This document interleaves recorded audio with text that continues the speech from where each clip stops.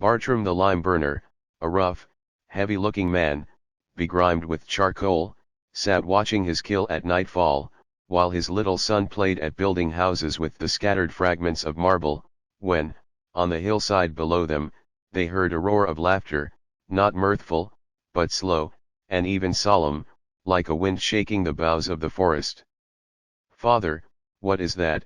asked the little boy, leaving his play, and pressing betwixt his father's knees.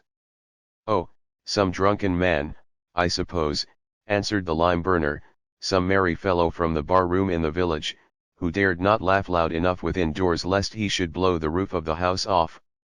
So here he is, shaking his jolly sides at the foot of Greylock." "But, father," said the child, more sensitive than the obtuse, middle-aged clown, "he does not laugh like a man that is glad. So the noise frightens me."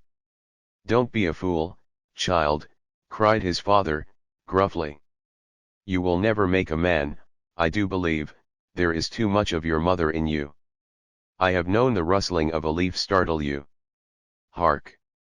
Here comes the merry fellow now. You shall see that there is no harm in him." Bartram and his little son, while they were talking thus, sat watching the same lime kiln that had been the scene of Ethan Brand's solitary and meditative life, before he began his search for the unpardonable sin. Many years, as we have seen, had now elapsed, since that portentous night when the idea was first developed. The kiln, however, on the mountainside, stood unimpaired and was in nothing changed since he had thrown his dark thoughts into the intense glow of its furnace, and melted them, as it were, into the one thought that took possession of his life.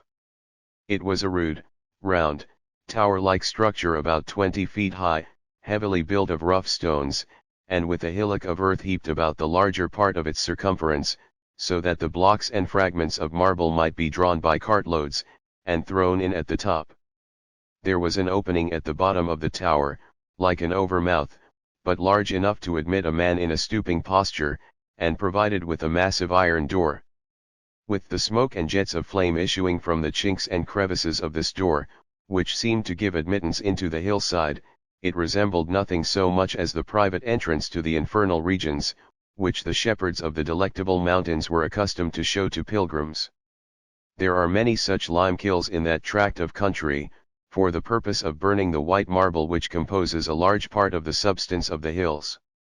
Some of them, built years ago, and long deserted, with weeds growing in the vacant round of the interior, which is open to the sky, and grass and wild flowers rooting themselves into the chinks of the stones, look already like relics of antiquity, and may yet be overspread with the lichens of centuries to come. Others, where the lime burner still feeds his daily and night-long fire, afford points of interest to the wanderer among the hills, who seats himself on a log of wood or a fragment of marble, to hold a chat with the solitary man. It is a lonesome, and, when the character is inclined to thought, may be an intensely thoughtful occupation, as it proved in the case of Ethan Brand, who had mused to such strange purpose, in days gone by, while the fire in this very kiln was burning. The man who now watched the fire was of a different order, and troubled himself with no thoughts save the very few that were requisite to his business. At frequent intervals, he flung back the clashing weight of the iron door, and, turning his face from the insufferable glare, thrust in huge logs of oak, or stirred the immense brands with a long pole. Within the furnace were seen the curling and riotous flames, and the burning marble, almost molten with the intensity of heat, while without, the reflection of the fire quivered on the dark intricacy of the surrounding forest, and showed in the foreground a bright and ruddy little picture of the hut, the spring beside its door, the athletic and coal-begrimed figure of the lime burner, and the half-frightened child, shrinking into the protection of his father's shadow. And when, again, the iron door was closed, then reappeared the tender light of the half-full moon, which vainly strove to trace out the indistinct shapes of the neighboring mountains, and, in the upper sky, there was a flitting congregation of clouds, still faintly tinged with the rosy sunset, though thus far down into the valley the sunshine had vanished long and long ago. The little boy now crept still closer to his father, as footsteps were heard ascending the hillside, and a human form thrust aside the bushes that clustered beneath the trees. "Halloo! Who is it?" cried the lime burner, vexed at his son's timidity, yet half infected by it. "Come forward, and show yourself, like a man, or I'll fling this chunk of marble at your head." "You offer me a rough welcome," said a gloomy voice, as the unknown man drew nigh. "Yet I neither claim nor desire a kinder one, even at my own fireside." To obtain a distincter view, Bartram threw open the iron door of the kill, whence immediately issued a gush of fierce light, that smote full upon the stranger's face and figure. To a careless eye there appeared nothing very remarkable in his aspect, which was that of a man in a coarse brown, country-made suit of clothes, tall and thin, with the staff and heavy shoes of a wayfarer. As he advanced, he fixed his eyes, which were very bright, intently upon the brightness of the furnace, as if he beheld, or expected to behold, some object worthy of note within it. "Good evening, stranger," said the lime burner. "Whence come you, so late in the day?" "I come from my search," answered the wayfarer, "for, at last, it is finished." "Drunk, or crazy," muttered Bartram to himself. "I shall have trouble with the fellow. The sooner I drive him away, the better."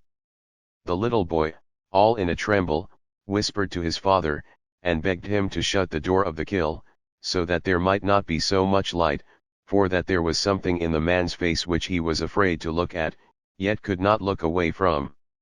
And, indeed, even the lime burner's dull and torpid sense began to be impressed by an indescribable something in that thin, rugged, thoughtful visage, with the grizzled hair hanging wildly about it, and those deeply sunken eyes, which gleamed like fires within the entrance of a mysterious cavern.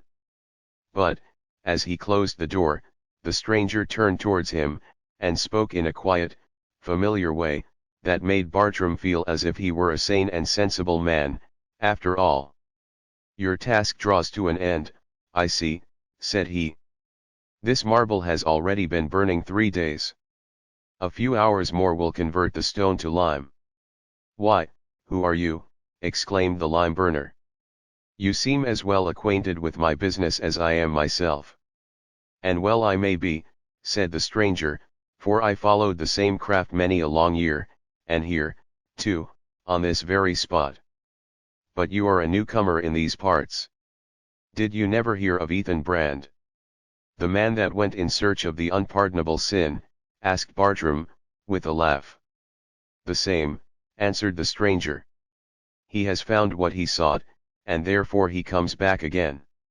"What? Then you are Ethan Brand himself," cried the lime burner, in amazement. "I am a newcomer here, as you say, and they call it 18 years since you left the foot of Greylock.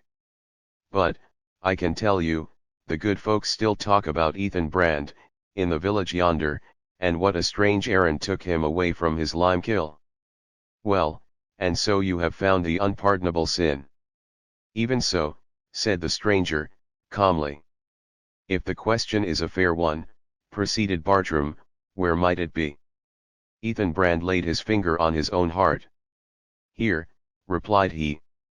And then, without mirth in his countenance, but as if moved by an involuntary recognition of the infinite absurdity of seeking throughout the world for what was the closest of all things to himself, and looking into every heart, save his own, for what was hidden in no other breast, he broke into a laugh of scorn. It was the same slow, heavy laugh, that had almost appalled the lime burner when it heralded the wayfarer's approach. The solitary mountainside was made dismal by it. Laughter, when out of place, mistimed, or bursting forth from a disordered state of feeling, may be the most terrible modulation of the human voice.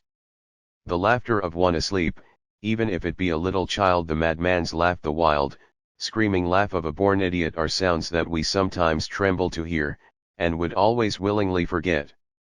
Poets have imagined no utterance of fiends or hobgoblins so fearfully appropriate as a laugh. And even the obtuse lime burner felt his nerves shaken, as this strange man looked inward at his own heart, and burst into laughter that rolled away into the night, and was indistinctly reverberated among the hills. "Joe," said he to his little son, scamper down to the tavern in the village, and tell the jolly fellows there that Ethan Brand has come back, and that he has found the unpardonable sin." The boy darted away on his errand, to which Ethan Brand made no objection, nor seemed hardly to notice it.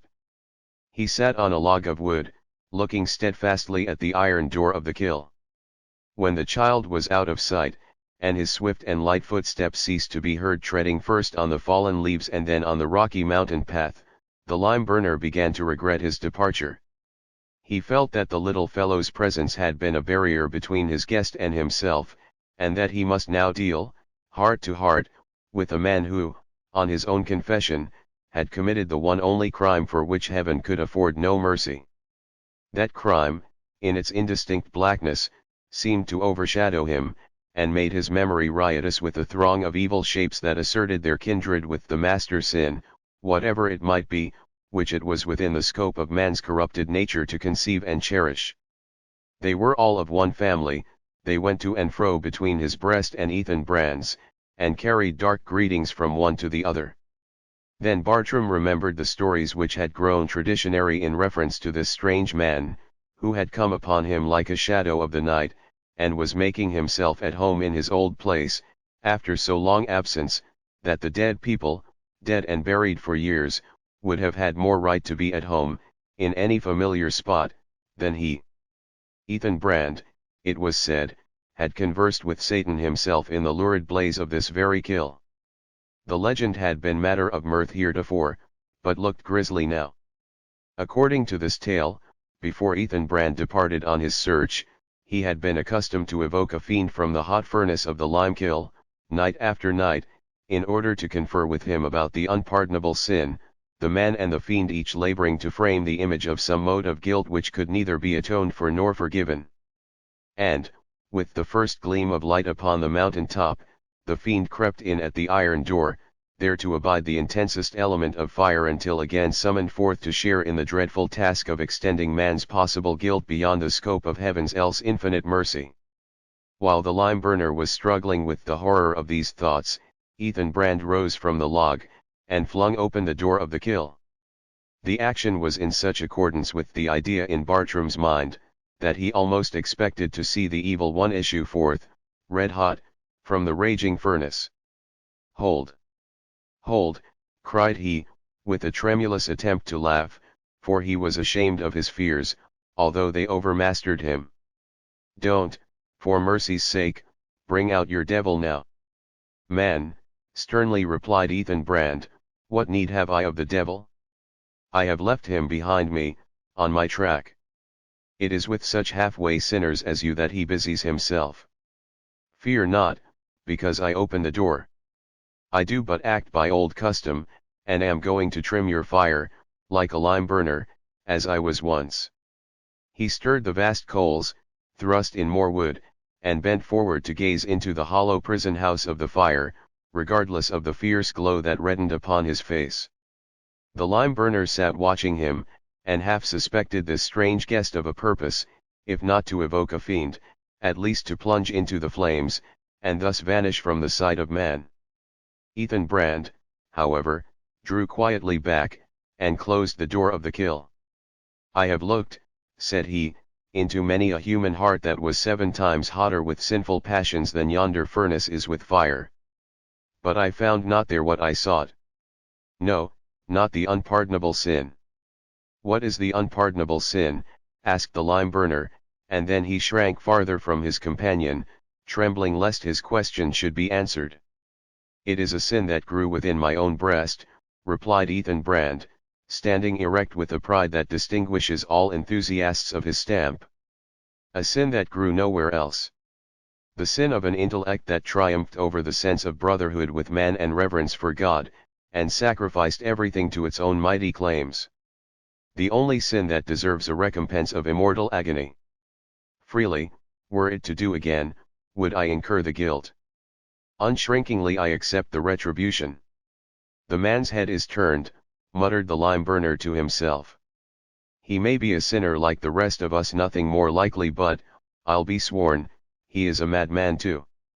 Nevertheless, he felt uncomfortable at his situation, alone with Ethan Brand on the wild mountainside, and was right glad to hear the rough murmur of tongues, and the footsteps of what seemed a pretty numerous party, stumbling over the stones and rustling through the underbrush. Soon appeared the whole lazy regiment that was wont to infest the village tavern, comprehending 3 or 4 individuals who had drunk flip beside the bar-room fire through all the winters, and smoked their pipes beneath the stoop through all the summers, since Ethan Brand's departure. Laughing boisterously, and mingling all their voices together in unceremonious talk, they now burst into the moonshine and narrow streaks of firelight that illuminated the open space before the lime kiln. Bartram set the door ajar again, flooding the spot with light, that the whole company might get a fair view of Ethan Brand, and he of them. There, among other old acquaintances, was a once ubiquitous man, now almost extinct, but whom we were formerly sure to encounter at the hotel of every thriving village throughout the country.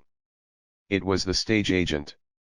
The present specimen of the genus was a wilted and smoke-dried man, wrinkled and red-nosed, in a smartly cut, brown, bob-tailed coat, with brass buttons, who, for a length of time unknown, had kept his desk and corner in the bar-room, and was still puffing what seemed to be the same cigar that he had lighted 20 years before. He had great fame as a dry joker, though, perhaps, less on account of any intrinsic humor than from a certain flavor of brandy toddy and tobacco smoke, which impregnated all his ideas and expressions, as well as his person. Another well-remembered, though strangely altered, face was that of Lawyer Giles, as people still called him in courtesy, an elderly ragamuffin, in his soiled shirt-sleeves and tow-cloth trousers. This poor fellow had been an attorney, in what he called his better days, a sharp practitioner, and in great vogue among the village litigants, but flip, and sling, and toddy, and cocktails, imbibed at all hours, morning, noon, and night, had caused him to slide from intellectual to various kinds and degrees of bodily labor, till at last, to adopt his own phrase, he slid into a soap vat. In other words, Giles was now a soap boiler, in a small way. He had come to be but the fragment of a human being, a part of one foot having been chopped off by an axe, and an entire hand torn away by the devilish grip of a steam engine. Yet, though the corporeal hand was gone, a spiritual member remained, for, stretching forth the stump, Giles steadfastly averred that he felt an invisible thumb and fingers with as vivid a sensation as before the real ones were amputated. A maimed and miserable wretch he was, but one, nevertheless, whom the world could not trample on, and had no right to scorn, either in this or any previous stage of his misfortunes, since he had still kept up the courage and spirit of a man, asked nothing in charity, and with his one hand and that the left one fought a stern battle against want and hostile circumstances. Among the throng, too, came another personage, who, with certain points of similarity to Lawyer Giles, had many more of difference. It was the village doctor, a man of some 50 years, whom, at an earlier period of his life, we introduced as paying a professional visit to Ethan Brand during the latter's supposed insanity. He was now a purple-visaged, rude, and brutal, yet half-gentlemanly figure, with something wild, ruined, and desperate in his talk, and in all the details of his gesture and manners. Brandy possessed this man like an evil spirit, and made him as surly and savage as a wild beast, and as miserable as a lost soul, but there was supposed to be in him such wonderful skill, such native gifts of healing, beyond any which medical science could impart, that society caught hold of him, and would not let him sink out of its reach. So, swaying to and fro upon his horse, and grumbling thick accents at the bedside, he visited all the sick chambers for miles about among the mountain towns, and sometimes raised a dying man, as it were, by miracle, or quite as often, no doubt, sent his patient to a grave that was dug many a year too soon. The doctor had an everlasting pipe in his mouth, and, as somebody said, in allusion to his habit of swearing, it was always alight with hell fire. These 3 worthies pressed forward, and greeted Ethan Brand each after his own fashion, earnestly inviting him to partake of the contents of a certain black bottle, in which, as they averred, he would find something far better worth seeking than the unpardonable sin. No mind, which has wrought itself by intense and solitary meditation into a high state of enthusiasm, can endure the kind of contact with low and vulgar modes of thought and feeling to which Ethan Brand was now subjected. It made him doubt, and, strange to say, it was a painful doubt whether he had indeed found the unpardonable sin, and found it within himself. The whole question on which he had exhausted life, and more than life, looked like a delusion. "Leave me," he said bitterly, "ye brute beasts, that have made yourselves so, shriveling up your souls with fiery liquors. I have done with you. Years and years ago, I groped into your hearts and found nothing there for my purpose. Get ye gone." "Why, you uncivil scoundrel," cried the fierce doctor, "is that the way you respond to the kindness of your best friends? Then let me tell you the truth. You have no more found the unpardonable sin than yonder boy Joe has. You are but a crazy fellow. I told you so 20 years ago, neither better nor worse than a crazy fellow, and the fit companion of old Humphrey, here." He pointed to an old man, shabbily dressed, with long white hair, thin visage, and unsteady eyes. For some years past this aged person had been wandering about among the hills, inquiring of all travelers whom he met for his daughter. The girl, it seemed, had gone off with a company of circus performers, and occasionally tidings of her came to the village, and fine stories were told of her glittering appearance as she rode on horseback in the ring, or performed marvelous feats on the tightrope. The white-haired father now approached Ethan Brand, and gazed unsteadily into his face. "They tell me you have been all over the earth," said he, wringing his hands with earnestness. "You must have seen my daughter, for she makes a grand figure in the world, and everybody goes to see her. Did she send any word to her old father, or say when she was coming back?" Ethan Brand's eye quailed beneath the old man's. That daughter, from whom he so earnestly desired a word of greeting, was the Esther of our tale, the very girl whom, with such cold and remorseless purpose, Ethan Brand had made the subject of a psychological experiment, and wasted, absorbed, and perhaps annihilated her soul, in the process. "Yes," he murmured, turning away from the hoary wanderer, "it is no delusion. There is an unpardonable sin." While these things were passing, a merry scene was going forward in the area of cheerful light, beside the spring and before the door of the hut. A number of the youth of the village, young men and girls, had hurried up the hillside, impelled by curiosity to see Ethan Brand, the hero of so many a legend familiar to their childhood.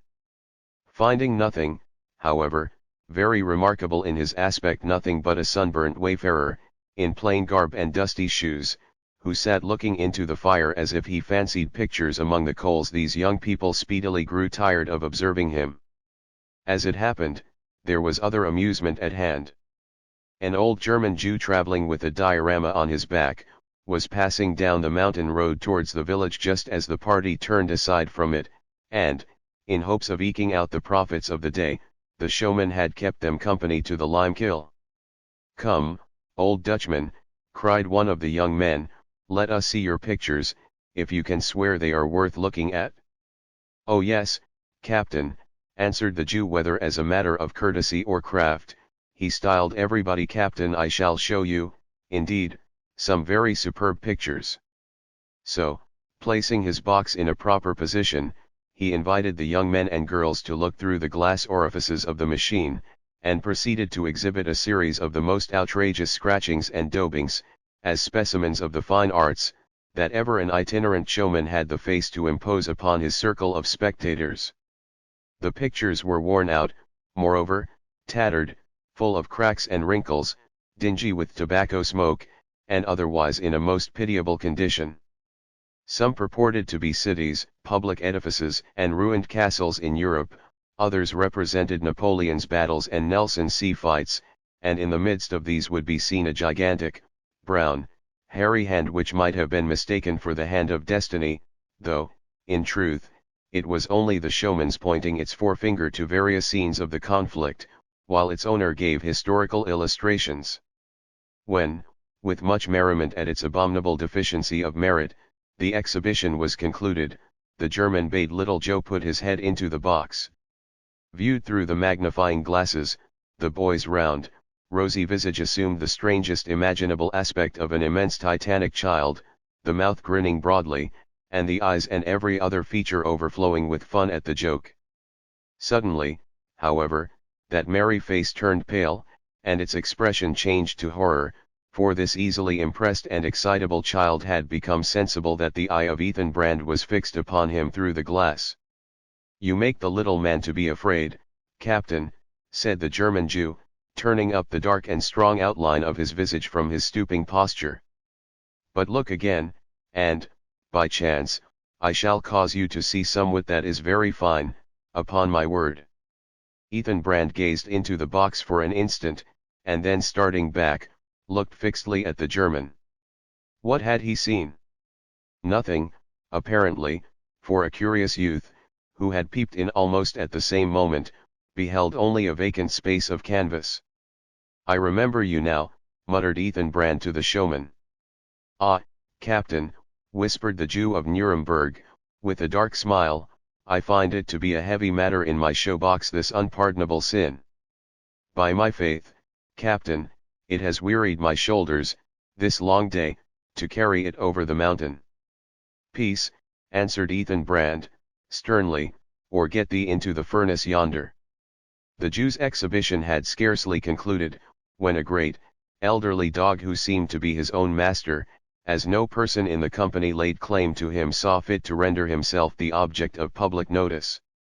Hitherto, he had shown himself a very quiet, well-disposed old dog, going round from one to another, and, by way of being sociable, offering his rough head to be patted by any kindly hand that would take so much trouble. But now, all of a sudden, this grave and venerable quadruped, of his own mere motion, and without the slightest suggestion from anybody else, began to run round after his tail, which, to heighten the absurdity of the proceeding, was a great deal shorter than it should have been. Never was seen such headlong eagerness in pursuit of an object that could not possibly be attained, never was heard such a tremendous outbreak of growling, snarling, barking, and snapping, as if one end of the ridiculous brute's body were at deadly and most unforgivable enmity with the other. Faster and faster, round about went the cur, and faster and still faster fled the unapproachable brevity of his tail, and louder and fiercer grew his yells of rage and animosity, until, utterly exhausted, and as far from the goal as ever, the foolish old dog ceased his performance as suddenly as he had begun it. The next moment he was as mild, quiet, sensible, and respectable in his deportment, as when he first scraped acquaintance with the company. As may be supposed, the exhibition was greeted with universal laughter, clapping of hands, and shouts of encore, to which the canine performer responded by wagging all that there was to wag of his tail, but appeared totally unable to repeat his very successful effort to amuse the spectators. Meanwhile, Ethan Brand had resumed his seat upon the log, and moved, as it might be, by a perception of some remote analogy between his own case and that of this self-pursuing cur, he broke into the awful laugh, which, more than any other token, expressed the condition of his inward being. From that moment, the merriment of the party was at an end. They stood aghast, dreading lest the inauspicious sound should be reverberated around the horizon, and that mountain would thunder it to mountain, and so the horror be prolonged upon their ears. Then, whispering one to another that it was late, that the moon was almost down, that the August night was growing chill, they hurried homewards, leaving the lime burner and little Joe to deal as they might with their unwelcome guest. Save for these three human beings, the open space on the hillside was a solitude, set in a vast gloom of forest. Beyond that darksome verge, the firelight glimmered on the stately trunks and almost black foliage of pines, intermixed with the lighter verdure of sapling oaks, maples, and poplars, while here and there lay the gigantic corpses of dead trees, decaying on the leaf-strewn soil. And it seemed to little Joe, a timorous and imaginative child, that the silent forest was holding its breath until some fearful thing should happen. Ethan Brand thrust more wood into the fire, and closed the door of the kill. Then, looking over his shoulder at the lime burner and his son, he bade, rather than advised, them to retire to rest. For myself, I cannot sleep, said he. I have matters that it concerns me to meditate upon. I will watch the fire, as I used to do in the old time. And call the devil out of the furnace to keep you company, I suppose, muttered Bartram, who had been making intimate acquaintance with the black bottle above mentioned. But watch, if you like, and call as many devils as you like. For my part, I shall be all the better for a snooze. Come, Joe. As the boy followed his father into the hut, he looked back at the wayfarer, and the tears came into his eyes, for his tender spirit had an intuition of the bleak and terrible loneliness in which this man had enveloped himself. When they had gone, Ethan Brand sat listening to the crackling of the kindled wood, and looking at the little spurts of fire that issued through the chinks of the door. These trifles, however, once so familiar, had but the slightest hold of his attention, while deep within his mind he was reviewing the gradual but marvelous change that had been wrought upon him by the search to which he had devoted himself. He remembered how the night dew had fallen upon him, how the dark forest had whispered to him, how the stars had gleamed upon him, a simple and loving man, watching his fire in the years gone by, and ever musing as it burned. He remembered with what tenderness, with what love and sympathy for mankind, and what pity for human guilt and woe, he had first begun to contemplate those ideas which afterwards became the inspiration of his life, with what reverence he had then looked into the heart of man, viewing it as a temple originally divine, and, however desecrated, still to be held sacred by a brother, with what awful fear he had deprecated the success of his pursuit, and prayed that the unpardonable sin might never be revealed to him. Then ensued that vast intellectual development, which, in its progress, disturbed the counterpoise between his mind and heart. The idea that possessed his life had operated as a means of education, it had gone on cultivating his powers to the highest point of which they were susceptible, it had raised him from the level of an unlettered laborer to stand on a starlit eminence, whither the philosophers of the earth, laden with the lore of universities, might vainly strive to clamber after him. So much for the intellect. But where was the heart? That, indeed, had withered, had contracted, had hardened, had perished. It had ceased to partake of the universal throb. He had lost his hold of the magnetic chain of humanity. He was no longer a brother man, opening the chambers or the dungeons of our common nature by the key of holy sympathy, which gave him a right to share in all its secrets. He was now a cold observer, looking on mankind as the subject of his experiment, and, at length, converting man and woman to be his puppets, and pulling the wires that moved them to such degrees of crime as were demanded for his study. Thus Ethan Brand became a fiend. He began to be so from the moment that his moral nature had ceased to keep the pace of improvement with his intellect. And now, as his highest effort and inevitable development, as the bright and gorgeous flower, and rich, delicious fruit of his life's labor, he had produced the unpardonable sin. What more have I to seek? What more to achieve? Said Ethan Brand to himself. My task is done, and well done. Starting from the log with a certain alacrity in his gait, and ascending the hillock of earth that was raised against the stone circumference of the limekiln, he thus reached the top of the structure. It was a space of perhaps 10 feet across, from edge to edge, presenting a view of the upper surface of the immense mass of broken marble with which the kiln was heaped. All these innumerable blocks and fragments of marble were red hot and vividly on fire, sending up great spouts of blue flame, which quivered aloft and danced madly, as within a magic circle, and sank and rose again, with continual and multitudinous activity. As the lonely man bent forward over this terrible body of fire, the blasting heat smote up against his person with a breath that, it might be supposed, would have scorched and shriveled him up in a moment. Ethan Brand stood erect, and raised his arms on high. The blue flames played upon his face, and imparted the wild and ghastly light which alone could have suited its expression. It was that of a fiend on the verge of plunging into his gulf of intensest torment. "O Mother Earth," cried he, "who art no more my mother, and into whose bosom this frame shall never be resolved. O mankind, whose brotherhood I have cast off, and trampled thy great heart beneath my feet.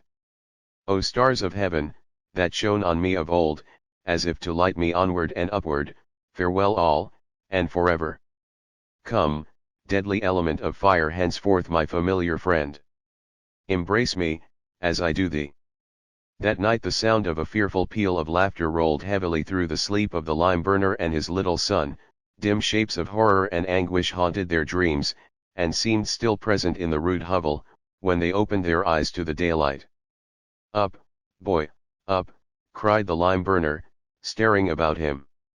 Thank heaven, the night is gone, at last, and rather than pass such another, I would watch my lime kill, wide awake, for a 12-month.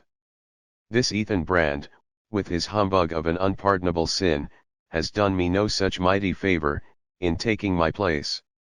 He issued from the hut, followed by little Joe, who kept fast hold of his father's hand. The early sunshine was already pouring its gold upon the mountain tops, and though the valleys were still in shadow, they smiled cheerfully in the promise of the bright day that was hastening onward. The village, completely shut in by hills, which swelled away gently about it, looked as if it had rested peacefully in the hollow of the great hand of Providence. Every dwelling was distinctly visible, the little spires of the two churches pointed upwards, and caught a foreglimmering of brightness from the sun-gilt skies upon their gilded weathercocks. The tavern was astir, and the figure of the old, smoke-dried stage agent, cigar in mouth, was seen beneath the stoop. Old Greylock was glorified with a golden cloud upon his head. Scattered likewise over the breasts of the surrounding mountains, there were heaps of hoary mist, in fantastic shapes, some of them far down into the valley, others high up towards the summits, and still others, of the same family of mist or cloud, hovering in the gold radiance of the upper atmosphere. Stepping from one to another of the clouds that rested on the hills, and thence to the loftier brotherhood that sailed in air, it seemed almost as if a mortal man might thus ascend into the heavenly regions. Earth was so mingled with sky that it was a daydream to look at it. To supply that charm of the familiar and homely, which nature so readily adopts into a scene like this, the stagecoach was rattling down the mountain road, and the driver sounded his horn, while echo caught up the notes, and intertwined them into a rich and varied and elaborate harmony, of which the original performer could lay claim to little share. The great hills played a concert among themselves, each contributing a strain of airy sweetness. Little Joe's face brightened at once. "Dear father," cried he, skipping cheerily to and fro, "that strange man is gone, and the sky and the mountains all seem glad of it." "Yes," growled the lime burner, with an oath, "but he has let the fire go down, and no thanks to him if 500 bushels of lime are not spoiled.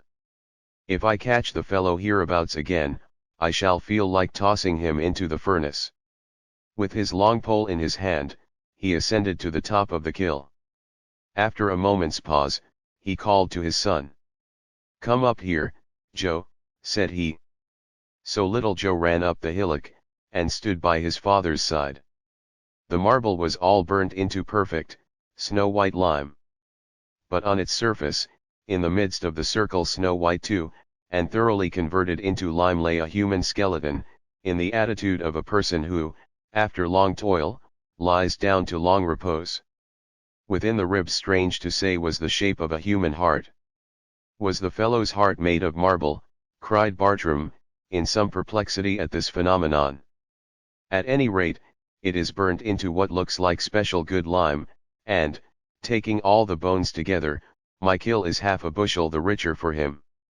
So saying, the rude lime burner lifted his pole, and, letting it fall upon the skeleton, the relics of Ethan Brand were crumbled into fragments.